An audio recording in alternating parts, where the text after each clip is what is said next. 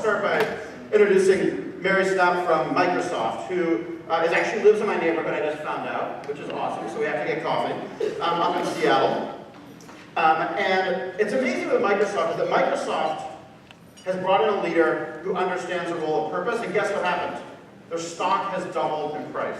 Purpose is changing the nature of business, and this is a great example of how Microsoft is making this happen on a day-to-day basis with their incredible code tripping project, where they took amazing youth out and had them meet people doing incredible things with technology to help inspire the next generation, to help cross this digital divide, to help build the skills they need for the market. So with that, I'm going to have Mary come up with her gang of code trippers and talk about their experience. So they're going to come up in a second. But anyway, thank you.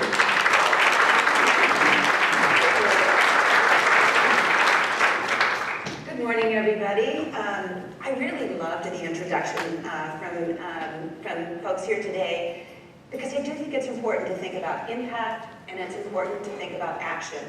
And when we think about Microsoft Philanthropies, we try to take the things that we think that we can bring pretty uniquely, because certainly we should bring cash.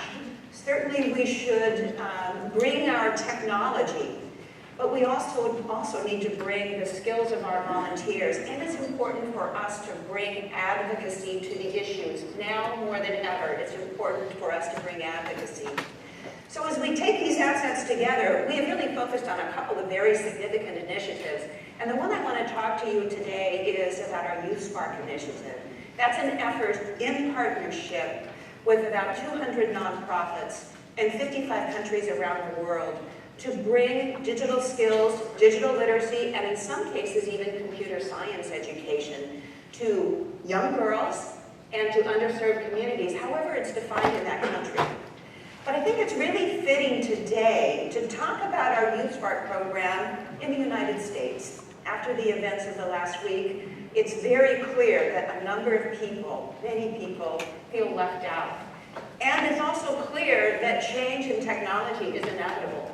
So now, more than ever, it's important that we bring access to technology and the skills to use technology to those who feel left behind. Today, with this panel, we're going to talk not just about digital literacy, we're actually going to talk about computer science. So there's a whole spectrum of things that can be brought to the table.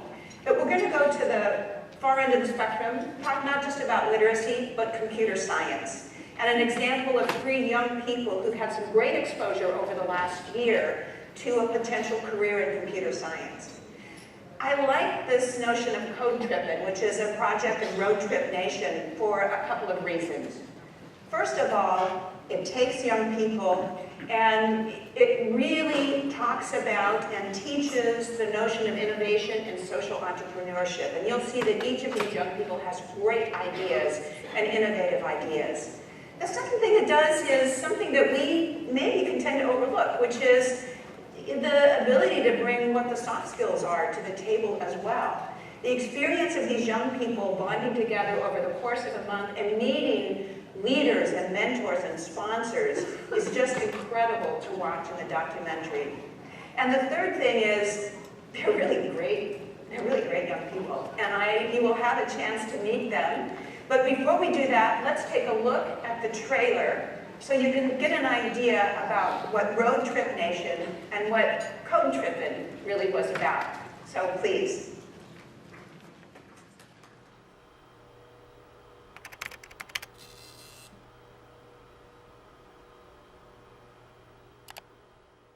I have this picture I love of me and all the other kids in my computer science class in high school.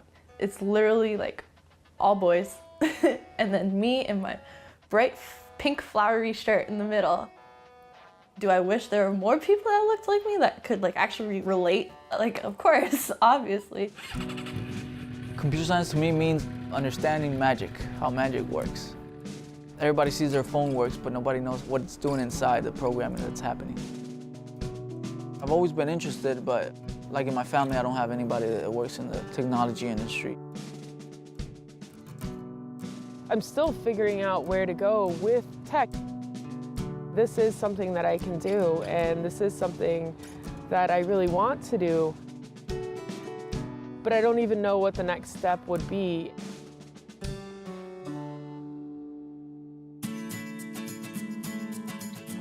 Thing's huge, right? Can't believe we're gonna be driving this big old thing. This summer, We're going on a road trip across the US. We're interviewing people who are successful, and they're minorities as well. we're underrepresented in computer science. What I hope for is a little bit of insight, just a little bit of advice that might change the way I think. I'm hoping to develop even more of like a passion for computer science and also like a confidence in what I'm doing. You can follow the traditional routes, and you can get traditional responses. Or you can be bold, you can be brave, and you can be brilliant. Choose your road. Listen to what speaks to you. All your accomplishments, all your failures, get them, embrace them both, but don't let them define you, because you're gonna define your own happiness and your own success. This whole experience is kind of made me excited about the possibilities of tech. You guys are impressive people. The energy to be successful is 100% you. And technology is going to enable you to do some things, possibly change the world if you desire to do that. But it's not going to change who you are. And remember that what you are, who you are, is enough. You have what you need. You are enough.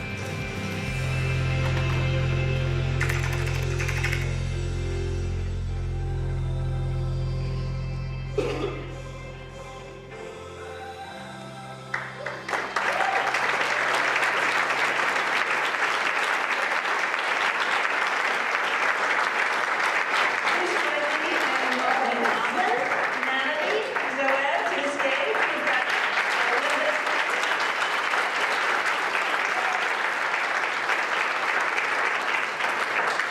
Okay, we have a few minutes to ask a couple questions, and they may have a few things that they'd like to tell you as well. But let me just sort of start. I mean, you all didn't know each other before you did this. Natalie, you didn't have a driver's license to be, and you're in that bus. Like, what, did you think it was a risky thing to do, or were you scared, or like, how did it feel just to start out? I think, it's this incredible opportunity, and then it dawns on you, like, wait, I'm gonna have to drive an RV across country, and how do I explain this to my mentors who are so invested in me going to college that I'm doing a PBS series who's back on the reservation where I live, like, that doesn't translate. So that, in my case, seemed kind of risky. Yeah. So did it seem scary to you? You had driven a big bus before, so that was good. It was a little bit scary, but I've always loved adventure and I've always loved technology, right? So you tell me I can travel the United States and learn more about tech. That to me, it doesn't matter how scary it is. Yeah. That's a no-brainer. Yeah, and now that you have your driver's license now. Yeah. One of many things. So I have a question for each of you, a different question for each of you. And so Natalie, I'm really going to start with you. If you get a minute to look, that's about an hour. It's the best holiday field movie you're going to see is watching this Trippin. But Natalie, what you learned, I think, and what you wanted to focus on, I think, was building confidence. Can you tell me a little bit more about where that came from and how the trip changed you? Yeah, so I currently attend the University of Pennsylvania, and just going into school, coming from like public high school, it was just like a big transition.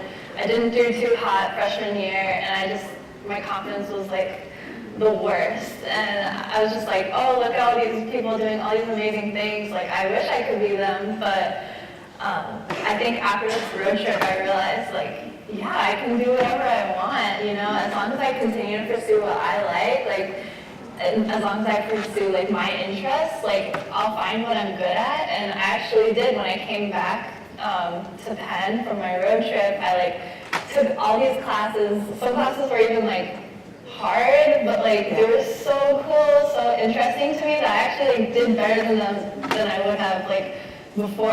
So I was really grateful, like, for this road trip for teaching me that, like, as long as you do what you like to do, you can go far, like, above and beyond. And I think I heard this morning that you are interviewing for a position at Microsoft. I am. We're gonna watch that. Yeah. That's great. So you had kind of a different story. You really talked a lot in the film about wanting to bring your family up. And you, I think, are interested maybe in pursuing a different path than a traditional path. So how did the Roadtrip impact how you thought about what you wanted to do? Right, well, I have to start off with a quote. I think it's from Einstein, right? I could be wrong because there's similar quotes. And it's just, he said, the more I learn, the more I realize how little I know, right? And it truly is that way. So I think the trip just made me focus more towards learning the main skills, right? I put more effort into learning the software engineering process. That way, no matter where I go, no matter what I do, what project there is, right, what language, I could always put those skills, those concepts into turning that certain project. And yeah, we spoke, I'm not exactly looking for a master's program, why not? Because I want to get into the field and get nice and dirty myself first, right, before I continue with my education. And family is a huge thing, right? I have a son, and I want to get in there and make a good living, right, and help others bring my family up. Yeah, I mean, this is like we often overlook that men have to work on work-life balance issues too. So you've got a 3-year-old, right? 3.5. 3.5-year-old little one. Yeah. No, it's incredibly hard. I try to spend as much time as I can with him because I don't live with him. His mother separated, so it takes even longer, right? Because you have to make the trips to the house, bring him with you. I have him all the time, but it takes a lot of time for me to study. You always think, well, if I have more time to study, I can be more successful. But what good is success if you can't share it with anybody, right? That's a pretty good quote itself, actually. What good is success if you can't share it? That's a pretty good one. Robin, your story was a little bit different, you know. When I listened to the video, you talked about always trying to fit a square peg into a round hole, and why didn't you fit in? And you were sort of looking for someone who was like you. Did you ultimately find that person, or did you change your view about square pegs and round holes? Well, definitely, like, this opportunity exposed me to a wealth of people from different backgrounds. So I didn't find a native in tech, but what I did find was people who were just like, if you don't see that path, you gotta blaze it. And I left the Roadtrip initially. I was like, it was frustrating because why am I not running into natives? But then that turned into motivation. And actually, I came here from, I just directed the first collegiate national American Indian hackathon, and I'm really excited about that.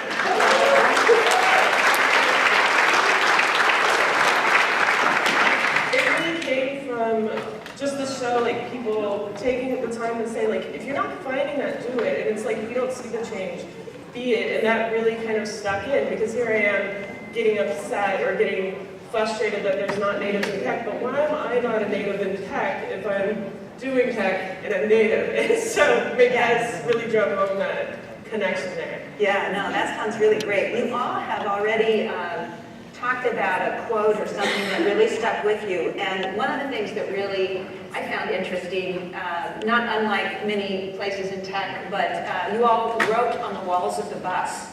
You wrote things that you learned or pieces of advice from someone who particularly made a difference for you. Natalie, can you talk about a piece of advice or a person who made a difference for you while you were doing the Roadtripping? Yeah, so I met this woman actually kind of close, her office is close by here. Her name's Laura Gomez. And it was so inspiring to me because it was the first time I met someone who looked like me and like who wasn't the typical kind of like t-shirt, jeans, like sneakers, like techie. And it was just really cool to see like someone who had like tattoos on their foot and like, I don't know, it was just crazy. I was like, what? You can't do that. Like we all have to like look this one way. And I just realized like you can be whoever you want. It's like what you provide to the tech world that matters. So like you can look however you want to look. And I thought that was so cool. And she also like really resonated with me and like how she came from like a lower income background and it's just like really positive to see that like you can start from, you know, a lower income but end up doing whatever you want as long as someone believes in you. So. No, that's the key, as long as someone believes in you, right? I mean, that seems to make so much difference. Zoed, how about you? Was there one person who stands out? There are so many people, but is there one who stands out for you? Well, I don't want to say a particular person because honestly, I don't want to take away from anybody on the trip. They all had so You're a good sharing guy. Yeah. They all had so much great advice, and what's good, some people might think, right, we met Satya, some people might think by default, oh, that guy's Microsoft, CEO of Microsoft, right? He's definitely going to be your biggest impact, but every single one of the people we interviewed had so much great knowledge to share, and it made the same impact on me than Satya did, right? So I don't want to give anybody more or less power over that, I guess. Yeah. But they were all amazing. Yeah. So everything combined, the experience, the people, them giving their time to us, right? So that was the most important part. That's what I got out of it. Robin, how about you? What did you write on the wall of the bus? I actually don't remember. It was a blur. It was a really long summer. It was a long summer, and as you were telling me, you all were like sleeping along you would just park the bus on the side of the road, and you found out there was air conditioning on the very last night of but tell me a little bit more about the process of essentially understanding that you could be the person yourself. You know, you could be the person. You didn't necessarily, everybody says you can't be it if you can't see it, but I think you're going to be it. Well, it was interesting because even the way that the show works is we have to call up the people we admire, and they don't tell us that until we're already signed on the show. So it's like, wait, I could have contacted this person in a sense before, like, but there's this wall there that's built. Like, if I reach out to them, they're not going to respond to me. Is this self-defeating sort of mindset that I think I had? Or I feel like an invisible minority. So I didn't think there would be a gap there. And here we are reaching out to people that we admire, and then suddenly they're giving us advice, like, be that change. And at a certain point, it just hits you that, yeah, you know, I'm not seeing it, so why am I not contributing to it or helping out with it? And now I feel, it just gave me like a surge of confidence and just sort of support to realize that so many people are invested, but oftentimes what they express is they don't know what goes on in reservation communities. They don't know how to reach out to American Indians. Here I am, an American Indian, why am I not kind of bridging that gap or creating that pipeline in a sense, or helping contribute to that? And so that was really powerful, and that's definitely something that has stuck with me and is just being built on right now. Yeah, that's great. We talk about what might be a memorable moment from the month, and Zoed, I don't know if it's true, but I thought it was pretty cool that you were climbing the steps in Philly like Rocky Balboa. Is there a particular memorable moment for you? Well, that was definitely one, right? The stairs seemed a lot taller, a lot farther on the TV. So that was actually pretty awesome because I ran in like five. It's a lot easier. I ran in like 5-6 times, right? Which I thought that was pretty cool, right? When you think about it, symbolic wise, right? I mean, you're down here at the bottom, you make it to the top, and it was a lot easier than you thought, right? And you're up there raising your hands just like Rocky was. Rocky, I've seen all those movies like 15 times also, so that was amazing. Yeah, that's great. Natalie, how about you? A memorable moment? I think one of my most memorable moments was like our first night. I've never been to the West Coast, so just stepping on like California land, like whoa, it's crazy, beautiful. Like getting to meet you guys for the first time and realizing like, wow, this is real life. Like I'm so lucky and blessed to be here right now. So that's great. That's great. We have just a minute or two left, and I'd love for you all, if there was something you wanted to tell this group of people, what would it be? What would it be? Robin, you want to? I think oftentimes people, especially like growing up on a reservation, one of the things we often hear is you have to leave the reservation for opportunity, and that our cultural just values and stuff kind of go against that, so we end up not pursuing some of the interests that we want to, but now it's about creating opportunities on the reservation. Or how do we get people, I think hacking, that sensibility is something that's almost innate with a lot of underserved communities, because it's something that we do, that we learn. So I think building things and kind of demystifying these companies. Yeah, I had heard of Microsoft, but I didn't understand where I could fit in the company until this road trip. And I'm not saying like everybody has to jump on a bus and do this, although you should. But like, it was, if some of these companies can somehow demystify, like how do we fit in? How can we like be part of this team? That's great. I really like that a lot, because we kind of get in our own bubble too, honestly. So, yeah.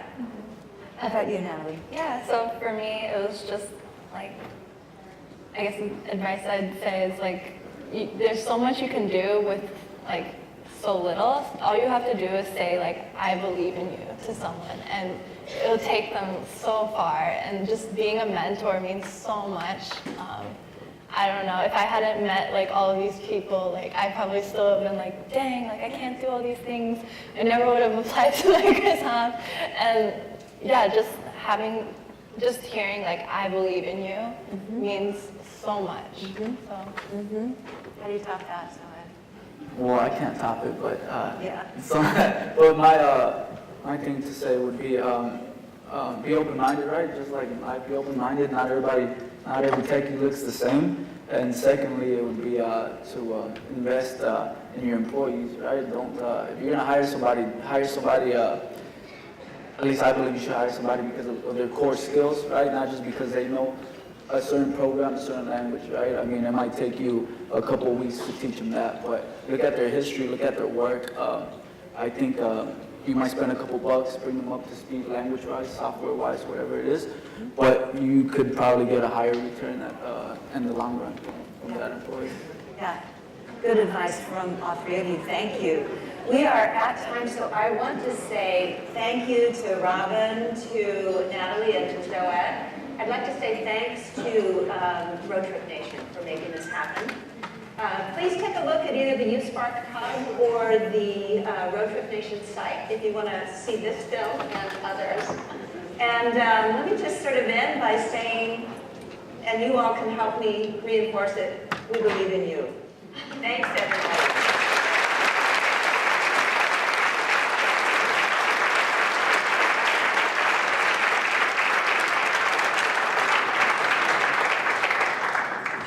Wow. It's amazing to see that much potential, and I know Microsoft wants to hire all three of those folks. But I want you guys to know you probably have at least 200 job offers being written right now in this room. So if you ever find yourself out of work, make sure you get in touch with Zoed, and he'll put you in touch with anyone in this room. You got a standing job offer once you're ready. It's truly amazing, and it really spoke to me again about opportunities to connect people with purpose. We have opportunities for employees to mentor. There's so many people that need mentoring, and for some people, that's what's going to give them purpose. For some people, it's moving chairs, apparently.